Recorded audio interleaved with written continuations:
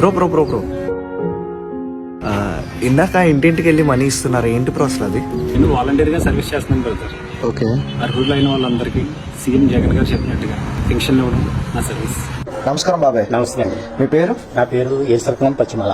Okay, ఇప్పుడు voluntary వాళ్ళు మీకు టైం టు టైం పెన్షన్ ఇస్తున్నారా, లేకపోతే ఏమైనా లేట్ చేస్తున్నారా, లేదంటే మీరే అక్కడికి వెళ్తున్నారా, వాళ్ళే వచ్చి మీకు ఇస్తున్నారా? మాకు ఉదయం 6 గంటల కల్లా మేము ఏదైనా పనిలో ఉన్నా ఆయన వచ్చి బాబాయ్ పెన్షన్ అలాంటప్పటికి మేము వస్తామండి, పెన్షన్ ఇచ్చేసి వెళ్తారండి. అవునా?